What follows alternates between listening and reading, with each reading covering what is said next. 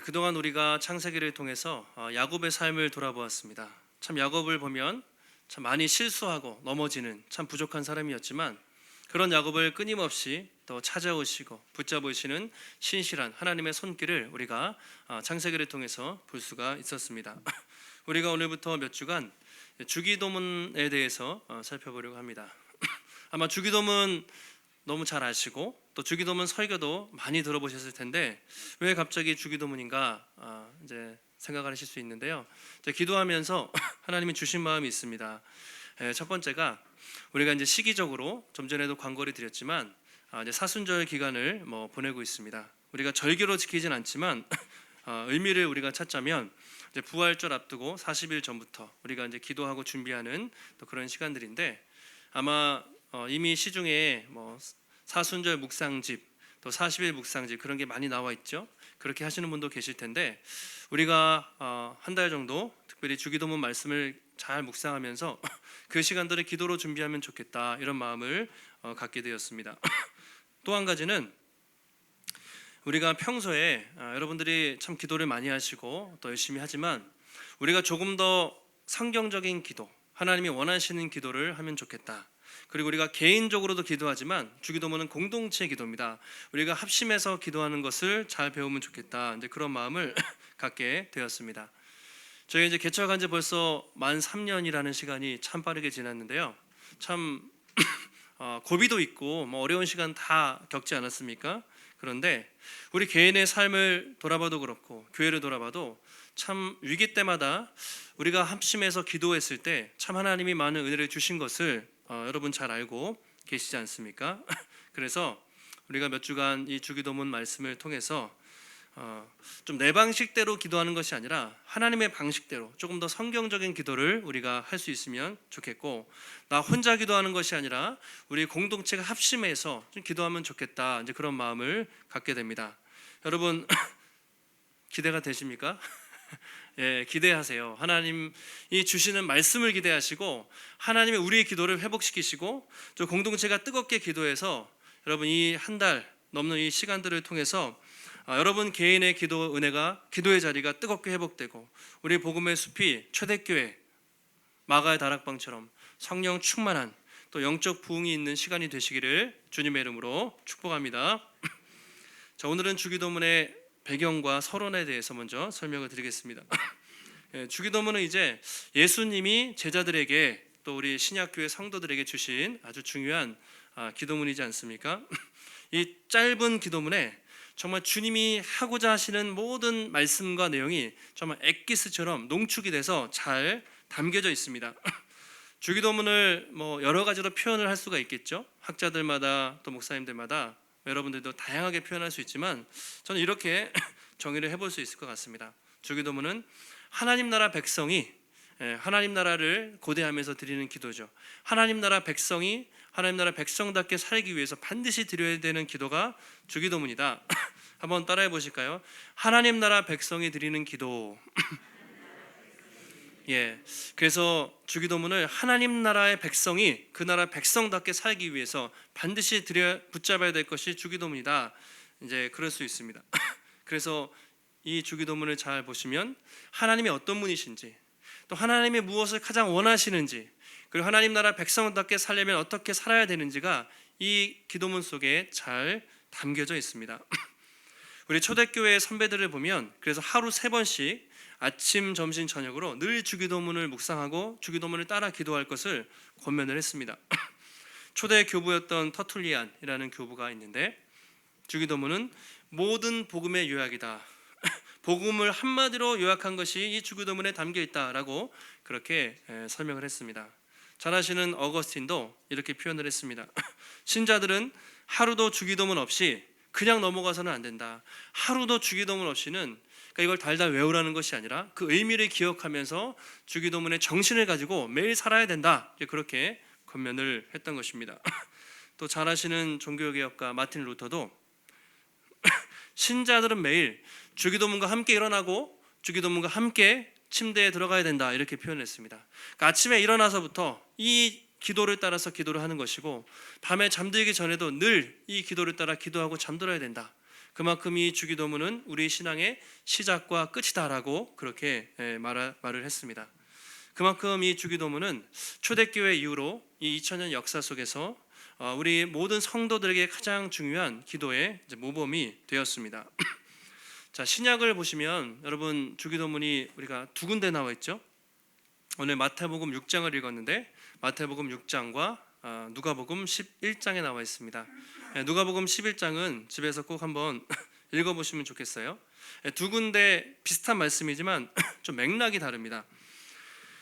먼저 마태복음을 우리가 이렇게 살펴보면 이제 마태복음 5장, 6장, 7장에 무슨 내용이 있습니까? 산상수훈이 있습니다. 그 중에 팔복의 말씀 있죠. 잘 아시는 팔복의 말씀. 그리고 원수를 사랑하고 외식하지 말고 비판하지 말라는 여러 가지 가르침들이 이어서 나옵니다. 주기도문의 위치에 대해서 잠깐 한번 표로 설명을 한번 해드리겠습니다. 마태복음에서 산상수훈이 너무 중요하잖아요. 5, 6, 7장인데 그 중에서도 자 주기도문이 어디 위치해 있냐면 처음에 심령이 가난한 자는 복이 있나니부터 그렇게 예수님이 팔복에 대해서 말씀을 하시고 이제 두 번째로 5장 17절 이하에서는 이렇게 하지 말라, 너희는 이렇게 하지 말라 금지 명령들에 대해서 말씀을 하십니다.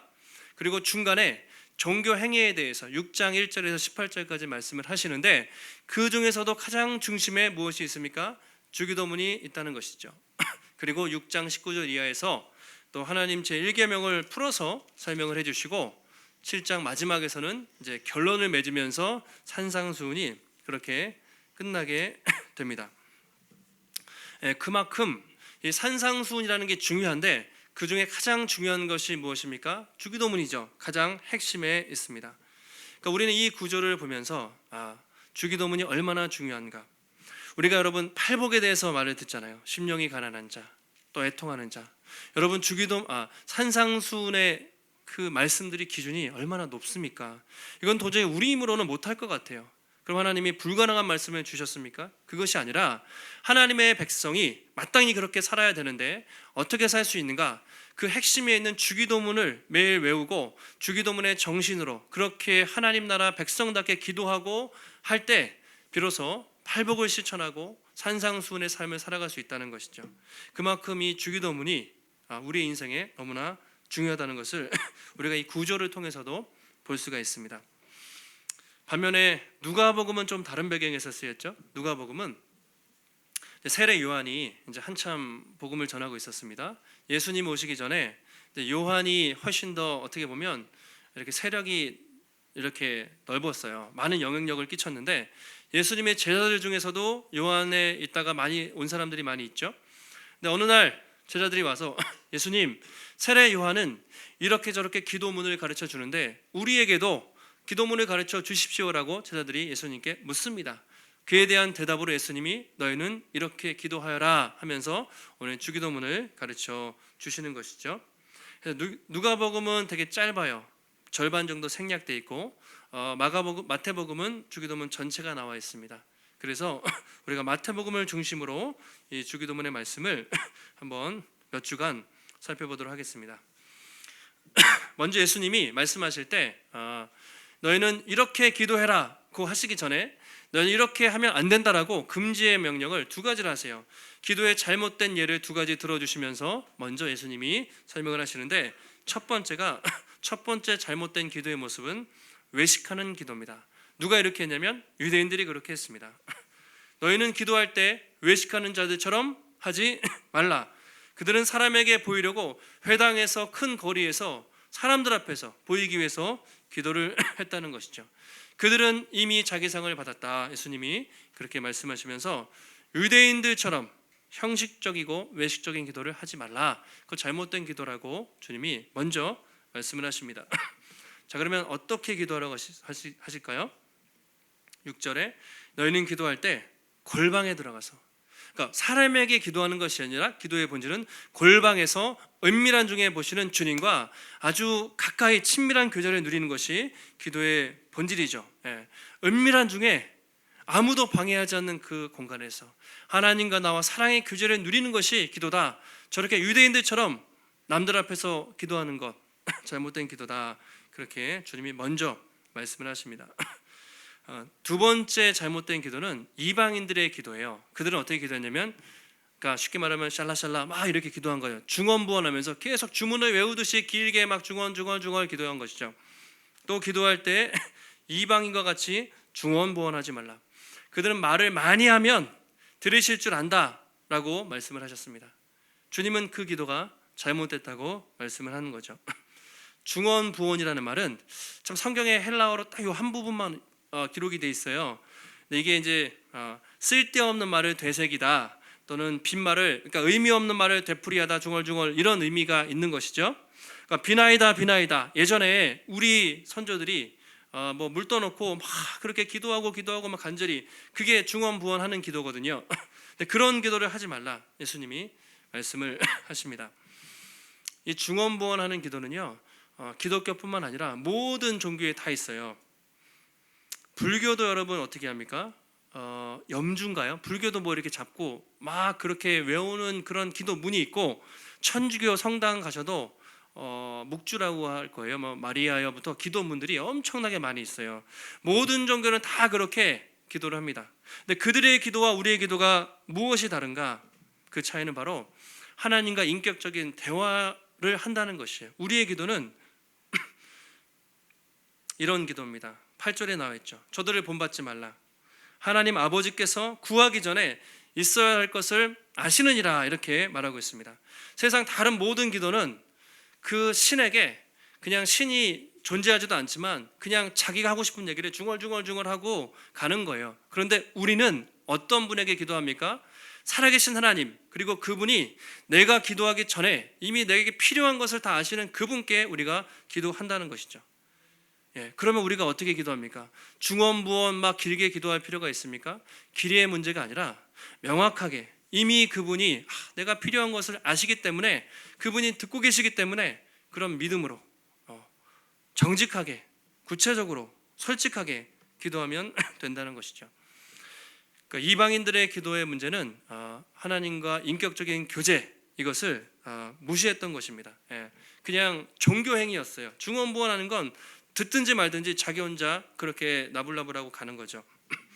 만약에 어떤 사람과 여러분 누가 교제를 해요. 사랑하는 사람과 교제를 하고 만나는데 여러분 1시간을 만나는데 그 사람 얘기를 안 듣고 자기 얘기만 1시간 막 그렇게 얘기하다가 계속 가면, 여러분 그 사람과 우리가 대화를 할 수가 있을까요?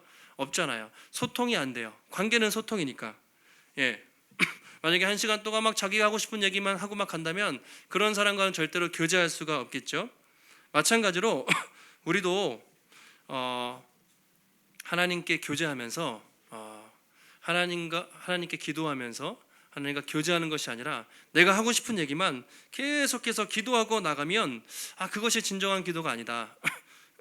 여러분 우리가 쇼핑에 리스트 있잖아요. 뭐 장바구니 담고 하는 것처럼 1번 하나님 제가 저의 기도 제목을 위해서, 2번 나의 가족과 누구를 위해서, 3번 건강을 위해서, 자기가 하고 싶은 얘기만 딱 하고 땡 하고 집으로 돌아가면, 아니면 그렇게 기도가 끝이면 좀 하나님이 어떠실까, 이런 생각을 해보셨습니까?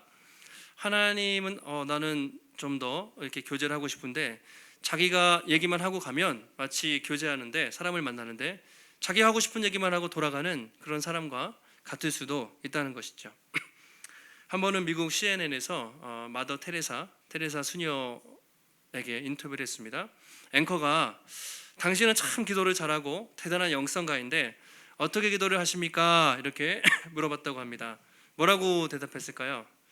네, 저는 주로 듣습니다. 저는 주로 하나님이 말씀하시는 걸 듣습니다. 듣는 기도를 한다고 그렇게 대답을 했다고 합니다. 그러자 그 앵커가 또 물어봤습니다. 그럼 하나님은 주로 뭐라고 말하십니까? 그랬는데 역시 하나님도 들으십니다. 이렇게 대답을 했다고 합니다.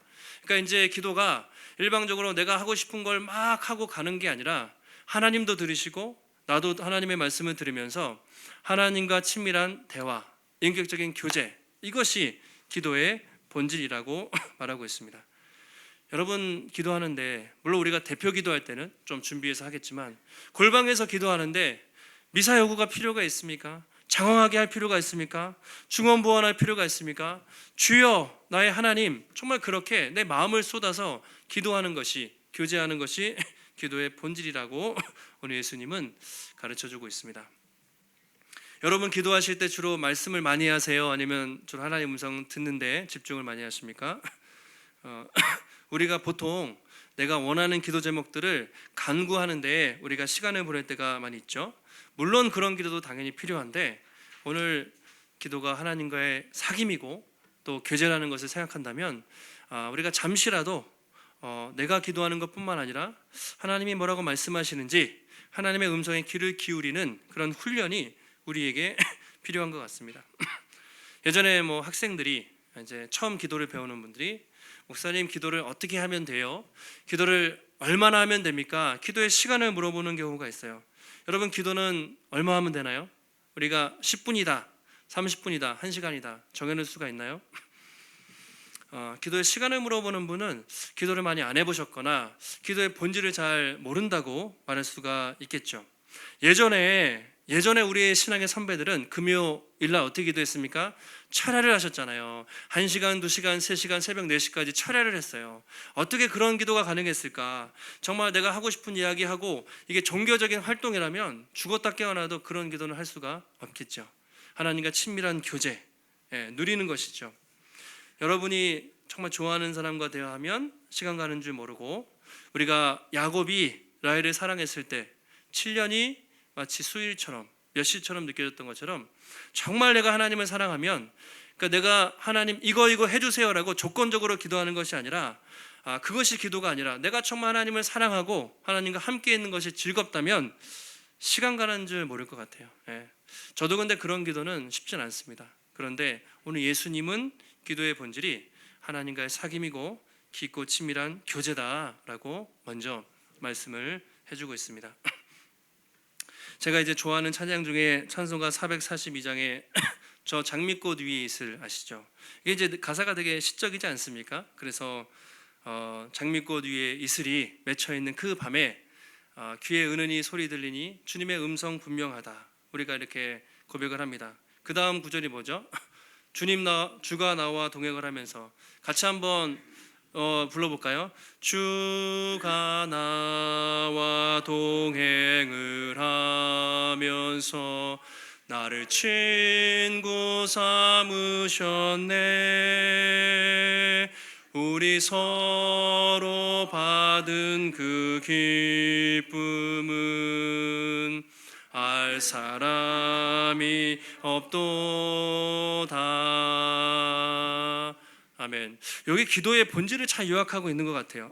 주님과 동행하면서 은밀한 곳에서 주님과 함께 교제하는 그 기쁨을 아무도 알 사람이 없어요. 아무도 방해할 수 없는 그 귀한 기쁨이 정말 정말 제대로 기도하는 사람은 느낄 수가 있다는 것이죠. 오늘도 예수님은 먼저 이렇게 기도하라 주기도문을 가르쳐 주시기 전에 이렇게 기도하지 말라.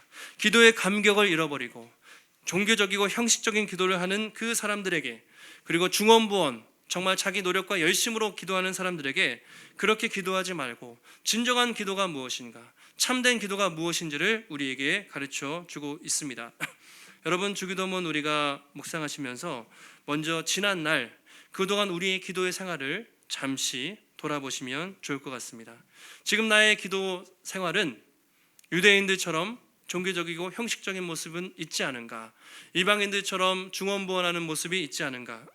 정말 하나님과 풍성하고 생명력 있는 교제를 누리고 있는가? 한번 돌아보시면 좋겠습니다. 우리가 몇 주간 이 말씀을 함께 묵상하고 살펴보면서 우리의 기도의 생활이 여러분 더 뜨겁게 회복되고 우리의 기도가 더 생명력 있고 주님과 깊고 친밀한 또 교제를 누리는 복된 기도가 회복되시기를 주님의 이름으로 축원합니다. 자, 주기도문의 이제 구조를 잠깐 말씀을 드릴게요. 이렇게 주기도문이 마태복음은 길고 누가복음은 좀 간단히 되어 있는데 이제 총 6개의 간구로 볼 수가 있습니다. 이제 단순합니다. 하늘에 계신 우리 아버지요. 하나님을 먼저 부릅니다. 그렇죠? 부르고 하나님을 믿는 서원이 있고 이제 3가지 청원이 들어가는데 보통 학자들이 당신 청원이라고 요약을 합니다. 왜냐하면 헬라어 원문을 보시면 당신의 이름이 거룩히 여김을 받으시고 당신의 나라가 임하옵시고 당신의 뜻이 하늘에서 이룬 것 같이 땅에서도 이루어지기 원합니다. 당신이라는 표현이 3번 반복되어 있습니다. 다시 말하면 하나님께 대한 3가지 청원이 먼저 나타나고 있습니다. 그 다음으로는 이제 우리 청원이죠. 우리 인간에 대한 필요에 대해서 구하고 있습니다. 우리에게 일용할 양식을 주시고 우리의 죄를 사하여 주시고 우리를 시험에 들게 하지 마시옵고 하면서 우리 인간에 대한 필요를 구하고 있습니다. 그리고 마지막으로 송축이라고 하죠. 나라와 건세와 영광이 아버지께 영원히 있사옵나이다 마무리하면서 하나님을 부름으로 시작하고 또 하나님께 영광 돌리면서 마치고 그 가운데 3개의 하나님 청원, 당신 청원이 있고 3개의 우리 청원이 있다. 그래서 6가지로 우리가 이렇게 나눠서 볼 수가 있습니다. 그 중에 오늘은 처음에 첫 번째 청원만 간단히 살펴보겠습니다. 자, 9절 보시면 이렇게 말하고 있습니다. 다시 한번 잘 아시지만 한번 읽어보겠습니다. 하늘에 계신 우리 아버지여 이름이 거룩히 여김을 받으시오며. 자, 하늘에 계신 우리 아버지여. 자, 이 구절로도 뭐 설교를 여러 번 할 수도 있어요. 그런데 핵심적인 부분을 말씀드리면 헬라어 원래 주님이 말씀하셨던 성경 원문을 보면 아버지여 이렇게 시작하고 있습니다. Father 이렇게 되는 거죠. 파테르라는 헬라어인데 아버지여 하늘에 계신 우리의 이렇게 되어 있어요. 아버지여. 가장 먼저 부르는 것이 아버지 이렇게 시작을 하고 있다는 것입니다. 자, 지금은 아버지라는 말이 우리가 되게 쉽게 쓰잖아요. 하나님 아버지라는 말도 쉽게 쓰지만 예수님 당시의 아버지라는 말은 사람들이 감히 부르지 못할 이름이었습니다. 구약 시대의 아버지라는 이름은 어땠습니까? 함부로 부를 수가 없었어요.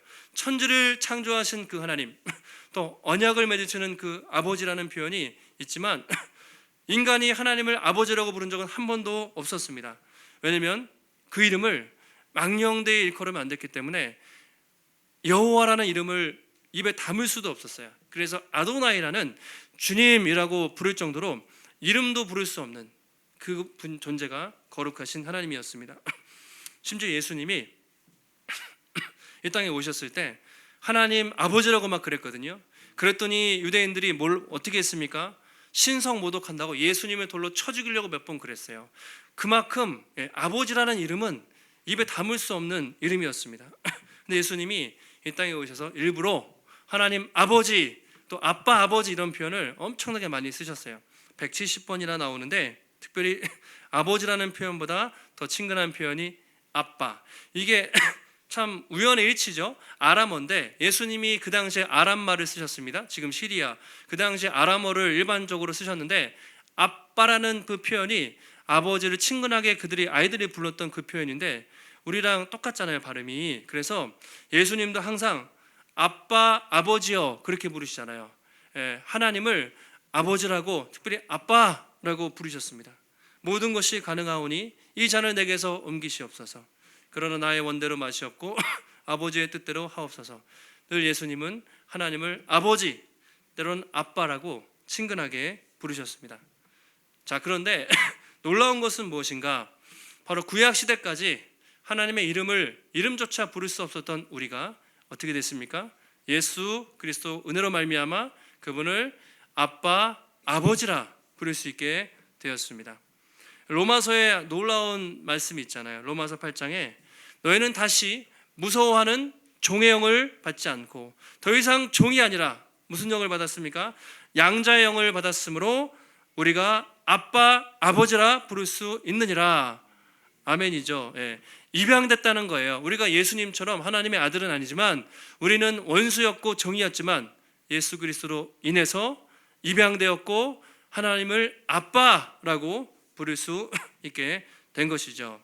그래서 여러분 하늘에 계신 아버지요, 원문으로 아빠 아버지요라고 시작하는 것은 여러분 엄청나게 중요한 말씀이 되는 것입니다.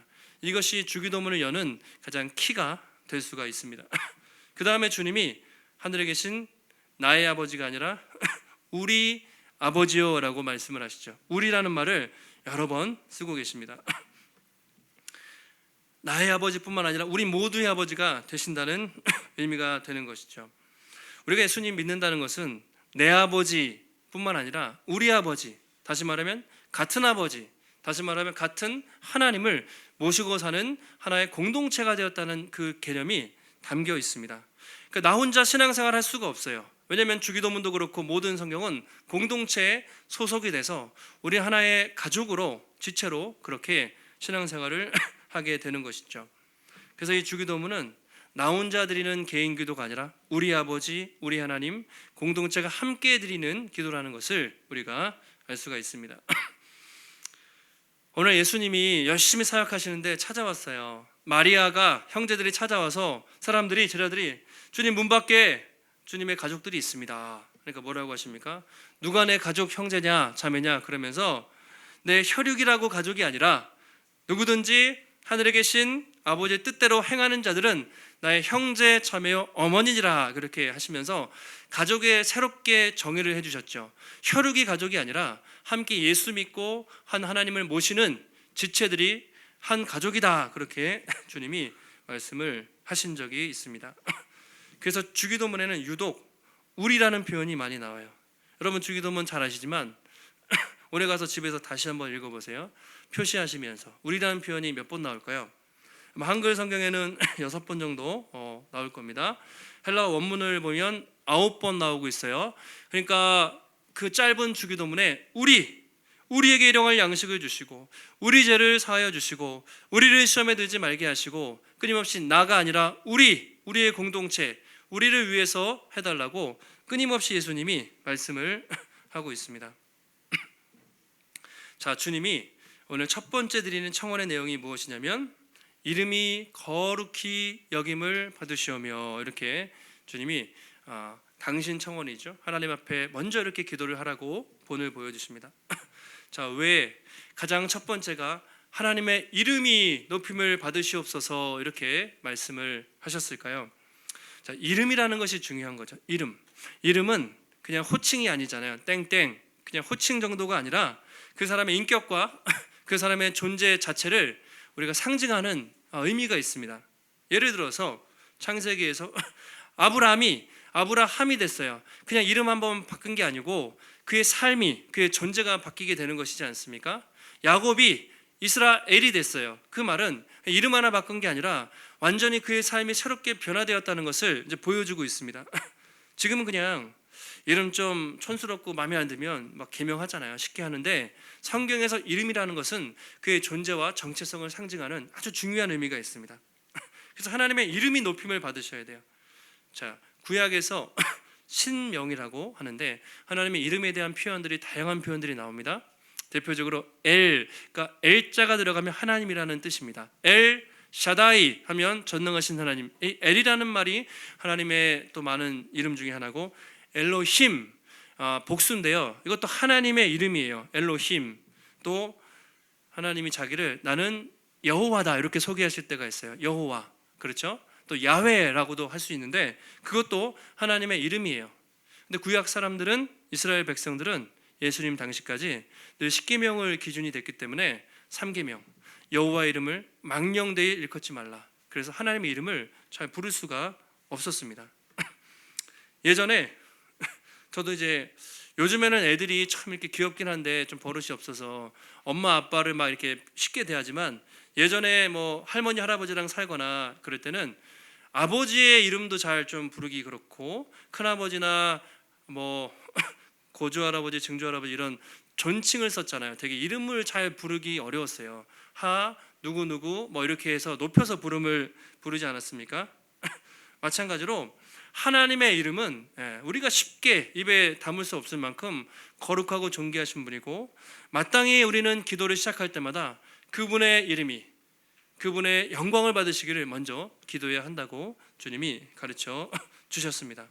그러니까 기도의 가장 중요한 열쇠 하나님의 이름이 그분의 명예가 당신의 이름이 영광받기를 원합니다. 늘 그렇게 기도를 시작해야 한다는 것입니다. 여러분 하나님이 언제 거룩히 여김을 받으십니까? 가장 거룩히 여김을 받으셨을 때는 예수님의 십자가에 죽으시고 부활하셨을 때 하나님이 영광을 이미 받으셨어요. 그리고 또 언제 영광을 받으십니까? 바로 우리가 하나님의 백성들이 교회가 하나님의 백성답게 살 때 하나님이 영광을 받으시겠죠. 하나님은 당신의 영광을 우리에게, 교회에게 맡기셨어요. 여러분, 우리가 자식을 키울 때 애가 자라면 누가 영광을 받고 칭찬을 받습니까? 부모님이 자식을 잘 키웠구나, 보통 그렇게 얘기해요. 애가 잘 못하면 부모가 자식을 잘못 키웠다고 부모님이 욕먹지 않습니까? 마찬가지로 우리가 정말 교회가 교회답게 하나님의 백성답게 살면 하나님의 이름이 영광을 받으시겠죠. 근데 우리가 그렇지 못하면 하나님의 이름이 영광받지를 못하실 때가 있습니다. 그래서 한번 우리의 삶을 돌아보시면 좋겠습니다. 지금 나는, 내 삶은 좀 하나님의 영광을 돌리는 삶을 살고 있는가, 그분의 영광을 가리는 삶을 살고 있는가. 지금 우리 복음의 숲교회와 이 땅의 한국교회는 정말 하나님의 영광을 돌리는 교회로서의 사명을 잘 감당하고 있는가, 혹시 그렇지 못한가. 종교개혁자 칼빈이 주기도문을 강의하면서 이런 얘기를 했습니다. 되게 의미심장하게 저도 다가왔는데요. 우리는 우리 자신의 명예를 지키는 일에는 지나치게 몰두하면서도 세상에서 하나님의 이름이 짓밟히고 조롱이 대상이 되고 심지어 갈갈이 찢길지라도 못 본 채 할 때가 많이 있습니다. 우리는 내 자존심과 명예를 지키는 일에는 참 관심이 많지만 하나님의 이름이 땅에 떨어질 때는 별로 관심이 없습니다. 만약 우리가 계속 그렇게 한다면 하나님은 슬퍼하지 않으시겠습니까? 우리에게 갚으시지 않으겠습니까? 그런 표현을 했습니다. 여러분은 하나님의 이름에, 하나님의 영광에 얼마나 관심이 많으십니까? 성경에 보면요, 모세가, 바울도 마찬가지지만 총 하나님의 사람들은 그렇게 기도했어요. 하나님의 이름이 모욕당할 때 자기 옷을 찢으면서 막 그랬던 비느하스부터 정말 거룩한 열정을 가진 사람들이 많이 있습니다. 모세도 그렇게 기도했죠. 내 이름이 생명책에 지워진다 해도 당신의 이름을 위해서 죽이시면 안 됩니다. 하나님의 이름이 거룩히 여김을 받으셔야 됐어요. 사도 바울도 나는 돌을 맞아도 주님의 이름이 거룩히 여김을 받으셔야 됩니다. 늘 자기가 아니라 하나님의 이름이 영광 받으시기를 원하는 삶은 그들은 살았던 것이죠. 오직 하나님께 영광, 당신의 이름이 높임 받으시기 원합니다. 이것이 여러분 진정 하나님의 백성이 아니겠습니까? 여러분, 우리는 어떻습니까? 정말 하나님의 이름이 높임을 받으시는데 우리 삶에 관심이 있습니까? 아니면 나의 행복에, 내 명예, 자존심 건드려지면 그렇게 참 힘들고 어려운데 정말 하나님의 이름이 떨어질 때 우리는 얼마나, 어떻게 보면 분노하고 가슴 아파하는가. 오늘 말씀을 통해서 우리가 한번 돌아보게 됩니다. 하늘에 계신 우리 아버지요, 당신의 이름이 거룩히 여김을 받으시옵소서. 우리가 한 주간 이 말씀을, 이 의미를 되새기면서 기도하시면 좋겠습니다. 하나님, 내 삶을 통해 하나님 당신이 영광 받으시기를 원합니다. 하나님, 일주일 동안 내 삶을 통해, 내 말과 내 행동과 내가 만나는 삶을 통해 내가 부족하지만 내 삶을 통해서 주님이 높아지시기 원합니다. 우리가 그렇게 살 수 있으면 좋겠습니다. 한 주간도 오늘 주님이 주신 이 주기도문에 여러분 의미를 다시 한번 가슴에 새기시고, 날마다 기도의 골방에서, 여러분 은밀한 곳에서 아무도 경험할 수 없는 그 주님과 깊고 친밀한 교제를 풍성히 누리시기를 축복합니다. 또 우리의 기도가 나만 생각하는 그런 좁은 기도가 아니라 여러분 이제 하나님 나라를 보시고 믿음의 공동체를 품고 기도의 지경이 더 넓어지시고 또 하나님을 더 높이고 하나님께 영광 돌리는 기도하시고 또 그렇게 한 주간 힘있게 살아가시는 우리 모든 성도님들이 되시기를 예수님의 이름으로 축원합니다. 하나님 감사합니다. 오늘도 우리에게 귀한 말씀 주시고 다시 한번 우리 기도 생활을 돌아보며 하나님 참된 기도가 무엇인지, 성경적인 기도가 무엇인지 깨닫게 하시니 감사를 드립니다.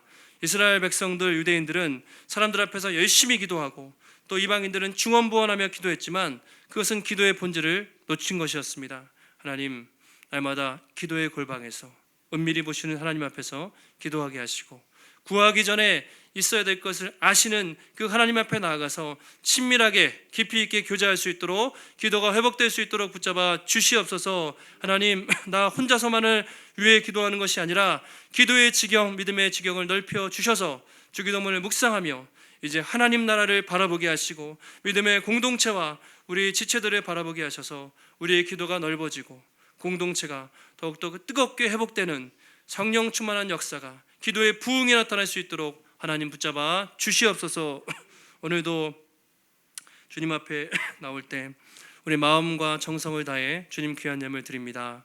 하나님 받으신 때 하나님 기쁘게 받으시고, 하나님 정말 우리 인생의 모든 것 하나님만이 주인이시고 왕이심을 고백하며 우리의 모든 삶을 주님께 기쁨으로 드릴 때에 하나님 필요한 것을 채우시고 공급하시며 늘 놀랍게 역사하시는 하나님의 채우심과 회복의 손길을 날마다 우리 삶 속에 풍성히 경험할 수 있도록 주님이여 붙잡아 주시옵소서. 한 주간도 날마다 이 말씀 붙잡고 승리케 하시기를 간구하오며 거룩하신 예수님의 이름으로 기도하옵나이다. 아멘.